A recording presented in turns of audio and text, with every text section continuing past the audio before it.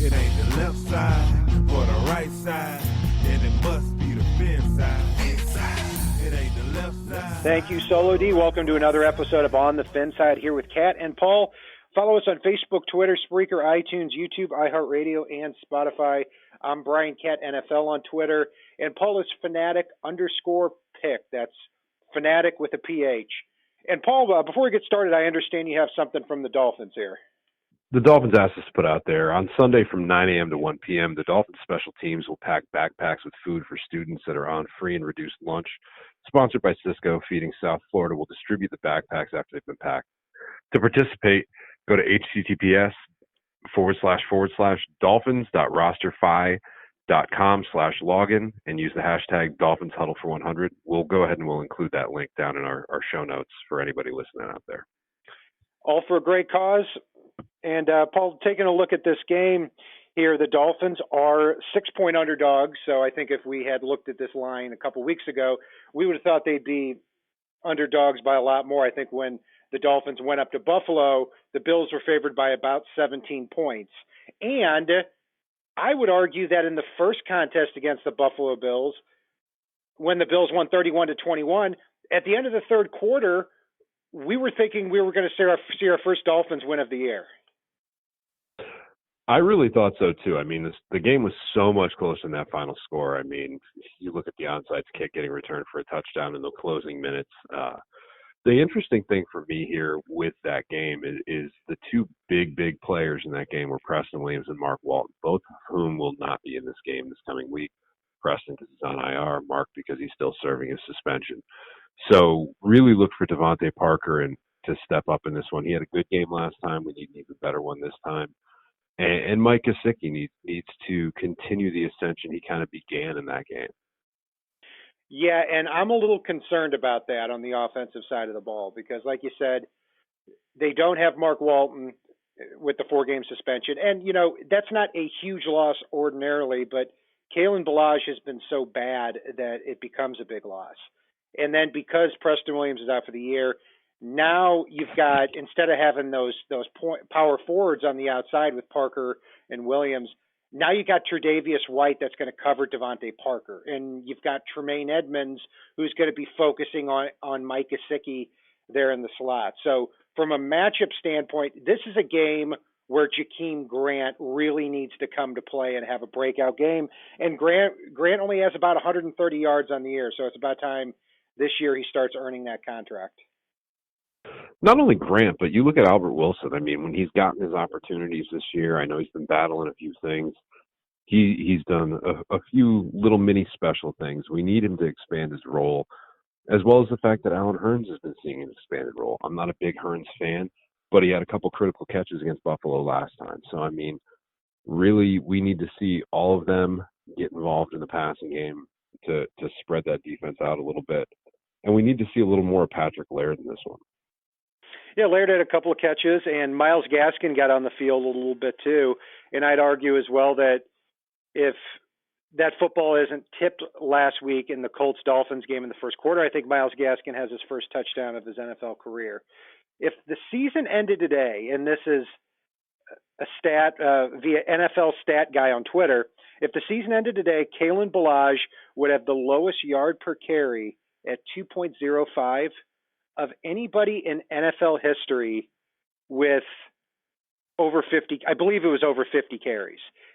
It's been 42 years since that happened. Lewis Carter for the 1977 Bucks, 59 carries, 117 yards, 1.98 yards a carry. Kalen Ballage has 2.05. But here's the other part of that too. As bad as Ballage has been, and as bad as I kind of think he is, the Bills' run defense, not all that great. You take a look at the last 2 weeks here, Paul, and you have Nick Chubb, 20 carries for 116 yards last week. Adrian Peterson, 18 for 108 the week before. And Jordan Howard, 23 carries for 96 yards the week before that. So it's as good as time of any right now for Kalen Ballage, at least to get a little bit of steam. It is. I mean, and like we talked about in our game review last week, Kalen Ballage has shown potential. And I think he keeps teasing us with potential. but it's time to put up or shut up. And if not, I think he needs to go to a backup role and really develop because, yeah, they're getting a lot of guys game action to get them ready going into next year. But in all honesty, I'm getting tired of watching Kalen Balazs run into the nearest jersey and fall down. Yeah. It's I would rather. I'm over it. I'd rather see Kalen Balazs be the third running back on this team right now. I mean, as far as I'm concerned, Balazs has 7 games left in a Dolphins uniform, and I'm not trying to be dramatic. I don't see what you do with him. At Arizona State, he didn't develop. He wasn't a starter. He had one big game with 8 touchdowns, and the rest of the time he was a good, not great backup. And then he comes to Miami, and other than a big run last year, he averages 3.3 yards a carry. And then this year he's setting records at this point for his ineptitude. So this is a big game. If he wants to make a believer out of me, it's got to happen this week because I'm losing a lot of patience. On the offensive I will tell line, you before we jump away from Kalen Balazs real quick, I don't want to see him line up in the damn Wildcat. I don't care if he ran it in college. I'd rather see Albert Wilson, who's actually a Swiss Army knife, running the Wildcat formation because at least there's a threat of Albert Wilson doing anything at this point than there is of Kalen Balazs. Kalen Balazs takes a Wildcat snap, and it's like, oh, here comes a play right into the back of Evan Boehm or Daniel Kilgore's butt and then onto the ground for a 1-yard loss. That is what the Wildcat is with Kalen Balazs running the show. here's my prediction for this week. Kalen Balazs is going to take a snap in the Wildcat, and he's going to throw it, and he's going to miss. That's my prediction for this week. Not a great He'll probably prediction. hit a Bills player just like he does when he runs. Yep, exactly right. Exactly right. Offensive line, the Dolphins are coming off several pretty decent performances from several of their players. I mean, I thought Dan Kilgore looked really good coming back to the lineup, and by him returning at center, Evan Boehm lined up at right guard and improved that spot. And then Jesse Davis, as long as Davis is not facing an edge rusher, he tends to do okay at right tackle, even though we'd probably like to see him at guard full time. But the left side of that line, still rough with Jamarcus Webb and with Michael Dieter. You watched last week and still not getting the job done against the Colts. 41 attempts against the pass, according to Pro Football Focus, and the numbers were outrageous. Somewhere like 8 hits, 7 hurries, a sack, a penalty, dog and a cat, you name it on there. So Michael Dieter, I thought, played a little bit better this past week, but, man, he's got to add some strength, and he's got to get better week by week, or else, that might be another position the Dolphins look to replace in the offseason. So, yeah, they've got to get Kalen Balazs running downfield, or one of these running backs running downfield, because, as we know, this is not a Dolphins team that plays well from behind. You're absolutely right. And it was interesting last time because Miami did allow plenty of pressures against the Bills in the last game, a lot of which came up the middle from Jordan Phillips, from Ed Oliver. But they only allowed 1 sack. I mean, granted, you saw Fitzpatrick pull some Houdini moves to get out of a couple, but in reality, they only allowed 1 sack against this Bills team in the last game. And I think a big product of that is the fact that they jumped out to a lead early and managed to establish the run. So that's ridiculously important here as this game kicks off. They need to establish the run because I hate to say it, the Bills have a great record right now, but they're a little bit of a pretender in my eyes. I agree with you there. I've looked at the last few weeks. They play the Dolphins, and it's like we talked about. It's a game I thought could have gone either way, and a game I thought Miami had in hand, or at least had the upper hand for 3 quarters. Then they get spanked by Philadelphia, 31-13.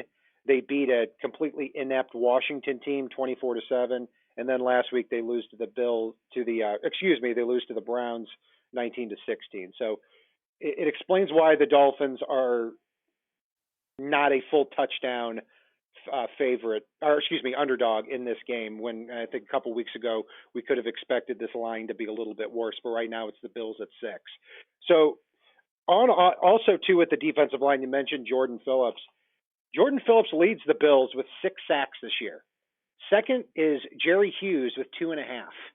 So, but Jordan Phillips on the other side of that, from the tape I've watched on the Buffalo Bills, it seems like not a lot has changed from him when he was with the Dolphins. I mean, we could expect Jordan Phillips to destroy the guy ahead of him 2 or 3 plays a game. And then you see 10 other plays where the guy completely gets out of his rush lane. And I think that's where a lot of the runs up the gut have to happen to Jordan Phillips when he's taking himself out of those plays. They do. I mean, hopefully the Dolphins aren't scared off from that based on the way Phillips blew through the line and forced a fumble in the last one. Because in all honesty, you tell your running back to protect the ball, you run right at Phillips and hope it's not one of the 3 plays he's busting through and making a big one. And then if he does, you just run right at him again because he's probably not making the next play.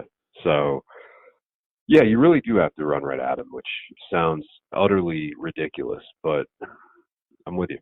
Yeah, and Ed Oliver, a very promising rookie next to him, especially cutting into that backfield. So you can expect the Dolphins to lose some plays there on against the run, but hopefully they can bust a few out as well. And Paul, before we get to the defensive side of the ball, I understand you have another message from the Dolphins there. Yeah, the Dolphins are going to have a big 50-50 jackpot this weekend. One Dolphins fan will win big by walking away with half of the 50-50 jackpot, while the other half is going to go to support military partners in the Miami Dolphins Foundation. Fans can enter at a home game by purchasing tickets from one of their 50-50 representatives, visiting any of the kiosks located throughout the stadium, or by visiting dolphins5050.com. And again, use the hashtag Dolphins Huddle for 100 out there on Twitter. I mean, it's these 50-50s get absolutely huge at these home games. If you're going to the game, why wouldn't you? I certainly would if I went to the game again. I can tell you that. Let's look at the defensive side of the ball here, Paul. And this is a side that's really getting interesting because, you know, we saw at the beginning of the year the Dolphins allowed 49 and 43 points in back-to-back weeks, but recently it just keeps getting better and better. Maybe it's the competition a little bit, but, you know, the first 6 weeks of the year, opposing quarterbacks against the Dolphins had a quarterback rating of over 120. And over the last couple of weeks here, it's been substantially less. I'm trying to find the exact numbers now. Darn it, I thought I had it in front of me, but it's somewhere around, I think 78.3, somewhere around there. But the Dolphins over the last 3 weeks have had 5 interceptions, where in the first 6 games of the year they had 1 interception, and that was from Bobby McCain. So more and more players stepping up on the defensive side of the ball. And in run defense, too, the last 2 weeks, they've gone up against Le'Veon Bell and Marlon Mack, 2 still very good running backs, and held them under 4 yards a carry. So the big thing here for the Dolphins defense, to me, is controlling Josh Allen and his running ability, because we saw last year, this is a guy that can absolutely take over games with his legs, and then that frees up the passing game too. Last year against the Dolphins, 135 yards on the ground in one game, 95 in another. In the Dolphins-Bills first matchup, Josh Allen has only 32 yards on the ground. So the Dolphins did a lot better controlling the ball there on defense. So what's your outlook here, Paul, looking into this game for the Dolphins defense? You definitely have to get Vince Beagle rushing the passer. I mean, he's one of the top pass rushers in the league right now, which I don't think anybody expected when he came over to the Dolphins. And I know he got a big sack in the previous Bills game. So, I mean, really, you've got to get that going. And in addition to that, you need to basically take Sam McGuavin and Jerome Baker on any given play, have one of them spy Josh Allen and the other drop into coverage. And, you know, mix in the occasional blitz by Baker. And really, as good as the no-name 5 in the back end of Miami's secondary have been, those 2 have been very, very critical, and in particular Jerome Baker, as far as that pass coverage goes. They're making things happen for the ones behind them as well. So you've got to get those 2 into coverage, and you've got to get one of them spying Josh Allen. And when you see him start to take off, blow him up before he gets ahead of steam. And before we get too far away from that, a comment you made there, Paul, that I want to stick on is Vince Beagle. You mentioned him as one of the best pass rushers in the league. And I think a lot of our listeners are going to look at his stat line and say, "What are you talking about? The guy has 2 sacks on the year," and that may be worth bringing up. But one thing that's interesting about it too is, we don't mention Pro Football Focus a lot on this show, and we pick and choose a lot of when we do. But one thing I do agree with them on is as far as just pass rushing talent and projecting that to the future, it's not the sack number because a sack a player can get a sack every 2 games, and that's going to up his sacks for the year. But Vince Beagle on the Taco other hand, Charlton. yeah, Taco Charlton's a perfect example of that. If you just look at sacks, you think Taco Charlton is twice as good of a pass rusher as Vince Beagle. But the people that watch the games front to back know that Vince Beagle is getting in the backfield 5, 6, 7 times a game, and and not only is he hasn't brought home the big sack numbers, but he's also disrupting a lot of other things on defense and allowing other players to make some big plays. He is. I mean, you look at the Colts game last week, and the Colts brought, I believe it was Doyle across the formation to basically run a little dump screen in the flat. Vince Beagle broke off his pass rush, shadowed Doyle, and then once Brian Hoyer took his eyes off Doyle, Beagle broke after Hoyer and chased things down over on the other sideline. I mean, holy hell, that's such an amazing play right there. And if you haven't seen it, I forget who tweeted it out. I'll share it again on my Twitter account after the show goes up, and so you can take a look. But it was an amazing play. Yeah, I think that was Houtz, Houtz. He's a good follow on Twitter too, for Dolphins fans. But yeah, that was I was at the Colts game, and I've got to admit I didn't even notice that play when it happened because you don't ever see anything like that. Your eye is on the ball a lot. But when I saw the all 22, when I look back, yeah, you've nailed it exactly. I mean, he shuts down the tight end in the flat, runs all the way across the field, and stops a guy. It stops Marlon Mack half a yard before the first down. Those are the types of plays that you're seeing, and you're seeing these plays more frequently out of this defense in general. I mean, I look at the last couple of games here, and in the secondary, I'm flat out seeing receivers not getting open. You look at the Steelers game a couple of games ago, and you may look at the stat sheet and say, Mason Rudolph threw for 250 yards, most of which were in the second half and were big. Yeah, that's true. But Juju Smith-Schuster, Deontay Johnson, a lot of these catches were very, very contested too. And that's what you want to see in a man-to-man defense here. Nick Needham's been playing out of his mind. Stevie Parker at the safety spot has been playing very well too. Dolphins should get Rashad Jones back for this game, I believe. And Bobby McCain there has been making fewer mistakes at that free safety position. So it'll be interesting with this breakdown against the Buffalo Bills because there really are 3 guys that have emerged for Buffalo as pass catching options. And one of them is John Brown, who has 684 yards on the year and is on pace for a big year. Cole Beasley is their little slot guy, 39 catches for 411 yards. And Dawson Knox, the rookie tight end, is 256 yards. But other than that, they're really not spreading the ball out to their wide receivers and tight ends as much as I thought they would before the season began. Yeah, no, I'm with you on that. I mean, the one thing that you just mentioned that I'm really excited about is Rashad Jones' return. I mean, I want to see what he's got left in the tank. I know he's been battling an injury all year, but really, I mean, as good as the secondary's been playing, I mean, if you tell me Jamal Wiltz is better than Rashad Jones at strong safety, I'm gonna show you a bridge that you can buy. I mean, Rashad Jones is a Pro Bowl caliber player, even if he's on the descending end of his career. But yeah, the secondary has been absolutely lights out and phenomenal, and only getting better. And Nick Needham, God, I never thought I'd say this after the preseason, but I absolutely really hope he continues to develop the way he has been because he was in utter amazement last week to watch against the Colts. He sure was. And when it comes to Rashad Jones, listen, I've said for years and years that I think he's probably the most overrated Dolphin I've ever seen. Still a good player. I don't think he's a Pro Bowl caliber player now or anymore. We'll see how he does when he comes back. But what's interesting with him is he can make big plays like nobody else in the secondary can from, coming down downhill and covering tight ends and being a mismatch problem. The other 7 or 8 guys in that secondary who are basically playing for their lives right now have been very assignment sound, very aware, and that's to me why there haven't been a lot of breakdowns in the secondary over the last few weeks, other than that 3rd and 20 play against Pittsburgh. So that's one thing to watch out for in this game.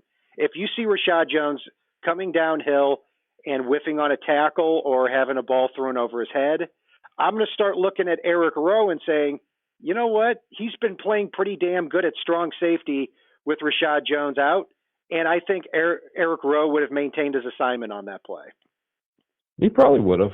But again, it's I want to see what we see with Eric Rowe, Bobby McCain, and Rashad Jones as your 3 safeties this weekend. I really do.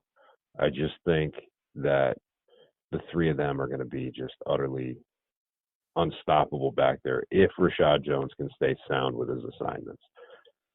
That's going to be the linchpin there, that you indicated. Bobby McCain played every snap last week at free safety. Eric Rowe, I think, played every snap. If not, he played 65 out of 69. What I'd like to see them do in this game with Rashad Jones is use him more as a Swiss Army knife, where if you do that, then you limit his snaps to maybe somewhere between 35 and 40. I think you can use him very creatively all over the field, and you're going to want somebody to shadow and get to Josh Allen, and maybe Rashad Jones is the guy that does that if he's up to the task. So, Paul, taking a look here at this game, Dolphins are 2-7. They've won the last 2 games, and when you look here at the rest of the NFL draft order, it gets interesting because right now, if the season ended, the Dolphins would pick 4th. But if all the lines, if all the favorited teams won this week, you would have the Bengals losing to be 0-9, the Redskins winning to be 2-8. You'd have the Giants winning to be losing to be 2-8. You'd have the Dolphins losing to be 2-8. The Jets would win at Washington. The Jets would lose at Washington to be 2-8, and the Falcons would lose to be 2-8. So you'd have a handful of 2-8 teams there, and the Dolphins would be picking 3rd or 4th with the Jets. But if they win this game, they could be picking as high as really just only 6th heading in to the following week. So the draft order always matters at this point, and right now as we're recording this, the Browns and the Steelers are playing, and if the Browns win that game, the Dolphins could find their draft pick at 15 heading into the following week instead of 22. So a lot of balls up in the air there, Paul.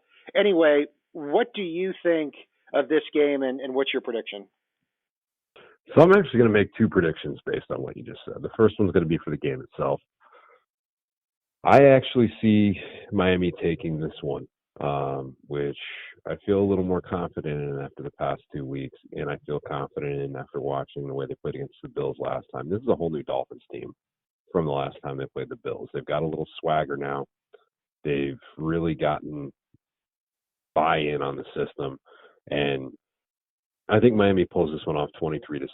On top of that, I'm going to make a draft pick prediction based on what you just said, because I was just thinking about it, and I'm going to piss some Dolphins fans off. But I think when all is said and done, Miami's going to hold at least the 7th and the 14th pick.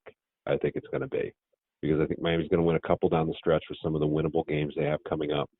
And I know that's going to upset a lot of people, but I think Pittsburgh doesn't do as well down the stretch either. So I think Miami, with their own pick, slides down, but with Pittsburgh's pick, slides up. Well, the Browns are favored by 3 in this game that will have already been played when the show goes up. So, yeah, it would be huge if they lost the game or had lost, or however you, in whatever tense you want to phrase that. But yeah, I mean, when I look at the Dolphins right now, to me it's a win-win where they've won 2 games, so they're not going 0-16. I do think they're probably going to win a couple of more too. And if they win, let's say 5 games this year and pick 7th, because that's probably how many they'd have to win to pick 7th, then yeah, I think then you can say, hey, the Dolphins finished the season, 5-4, And they did it because players like Nick Needham and John Jenkins and Vince Beagle stepped up. The coaching staff and the general manager are working as one and getting the players that Brian Flores wants and wants to coach.